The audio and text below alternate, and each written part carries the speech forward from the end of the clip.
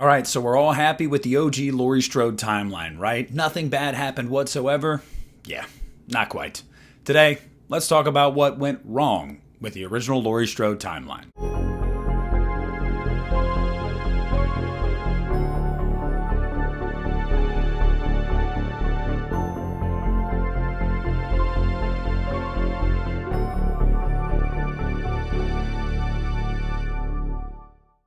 Hey, what's up everybody? Nick here, and today I want to talk to you guys about what went wrong with the original Laurie Strode timeline.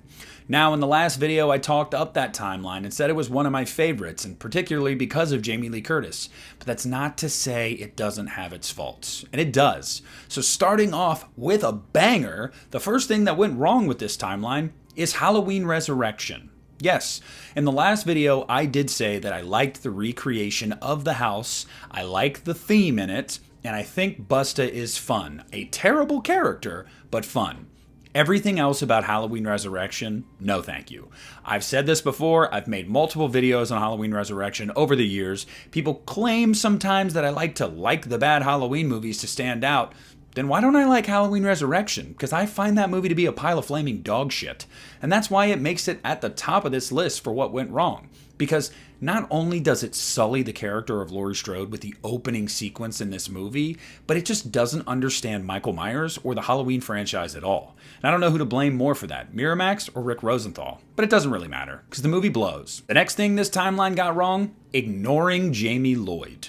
Look, I like John in H2O. I think Josh Hartnett is fine. I actually like him and Jamie Lee Curtis a lot. I love their chemistry. I love their back and forth. I believe them as a mother and son. I've never had a problem with that.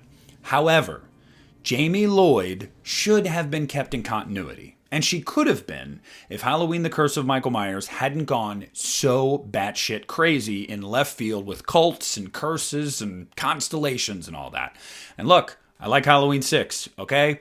But it's just the truth. So on the one hand, I understand why they didn't try to bring Jamie into this timeline, because they felt like it just wouldn't make sense. They couldn't explain everything. Yeah, probably true. However, at this point, the Halloween franchise has ignored many movies and created new alternate universes and alternate timelines. So I don't know why we could have just said Halloween 6 never happened, because nobody went and saw it anyway. So you could have done it. And really, it's just selfishly in me wanting to see Danielle Harris and Jamie Lee Curtis on screen together. You know, because that was the first child of Laurie that we were told about. And we got to grow to love Danielle in those movies and love the character of Jamie Lloyd. And to not get that moment, as a huge fan of 4, 5, and 6, it just sucked. I hated it. So I get it narratively, but I'm never going to be okay with the fact that Jamie Lloyd never got to meet her mom. The next thing this timeline largely got wrong was the mask. Look, Halloween 2's mask is the same mask from the original Halloween. However, Deborah Hill said that it was in a box under a bed for years, and she smoked in the house. So it had this yellow tint to it, and it looked a little deformed. I just don't think it really fit Dick Warlock's face all that well. By the way, that's the best name ever, Dick Warlock. So it doesn't look terrible in the movie, but it just does look off. But that's not even the main complaint here. It's H2O and Resurrection. Look, we know the behind the scenes issues with H2O and all of the masks. Even the CGI mask that is an abomination to film. It's just bad. They couldn't get a good mask to save their lives in that movie. All of the masks in that movie look at best but most of them just look terrible.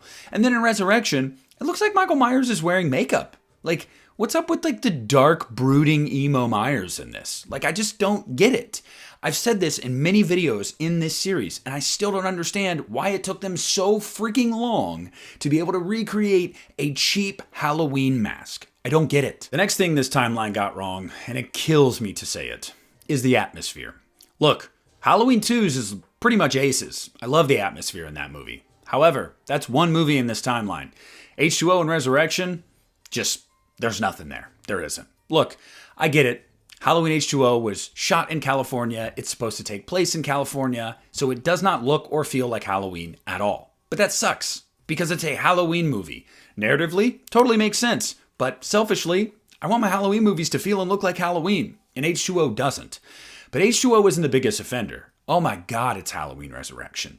Like the one scene in Resurrection that they try to give you of like some atmosphere, like, ooh, let's really play up the Halloween here, is trick-or-treaters going up to the Myers house with a jack-o'-lantern.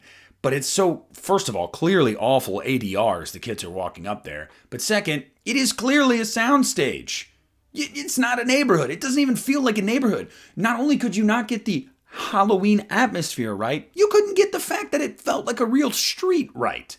Look, Halloween 2, it does a good job at this. But H2O and Resurrection, it's just really freaking disappointing because they absolutely crapped the bed on it. The next thing this timeline got wrong is feeling too much like Scream. And I'm looking directly at you, Halloween H2O. Now, you guys are probably like, oh, but you really like H2O. I do. And yeah, I lauded it in the last video, right? Yes. But look, let's call a spade here. Scream had just come out a few years before Halloween H2O. That was the talk of the town. They already had Scream 2 by the time this movie came out. Everybody wanted to be like Scream.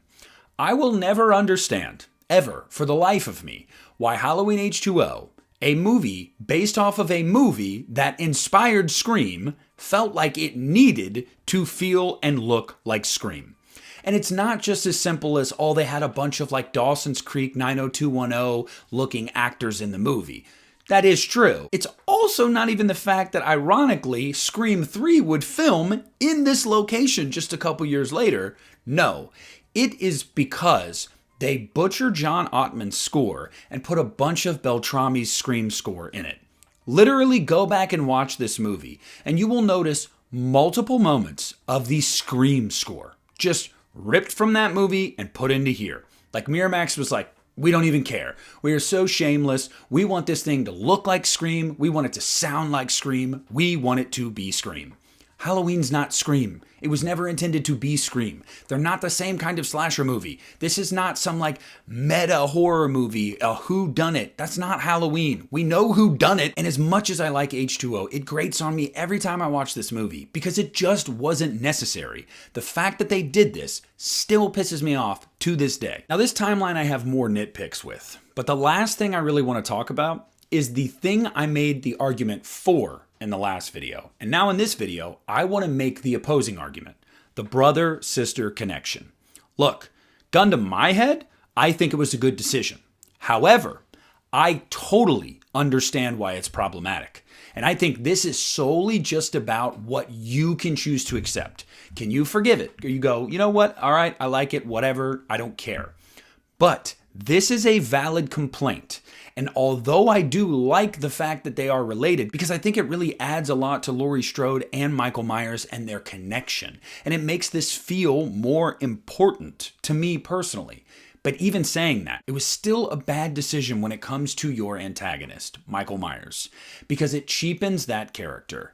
This guy was supposed to be a motiveless, faceless killing machine. And when you give him the motive of going after his family, which started in Halloween 2, then I'm sorry, it cheapens that character. Now, sure, you can be like me and you can say, but I like it. I think it adds something. I think it adds a dynamic to that relationship and it explains it for me. That's true, but you'll also have to be willing to admit, but yeah, it kind of makes Michael a little less mysterious, a little less scary, and not the guy that John Carpenter set out to make him in 1978. So this is really just about what you can choose to accept and what you are okay with, because it is a good and a bad decision. It just objectively is, because it strengthens one character and weakens the other. The question is, what side do you fall more on? For me, I find it to be more the good, but it is still not the best decision. But look, that's what I think this timeline got wrong largely. Now, I could have pointed out other nitpicky things, as I said, because I'm sorry, Halloween H2O has its warts. Halloween Resurrection is a wart. Halloween 2 has its warts. But I wanted to pick a few things that really irk me about them, and a few things that consistently are throughout these movies, specifically in H2O and Resurrection. We can say that's because it was a product of the time, or it was the studio interference, whatever it was, it doesn't matter. It grates on me still to this day. But I want to know down below in the comments what you guys think this timeline got wrong. Did I nail it for you, or am I missing some things? Whatever it is, comment down below. Let's discuss it. Please leave a like on this video. Subscribe to my channel if you haven't already. This is Nick of the Lost River Drive-In, and I'm pulling out.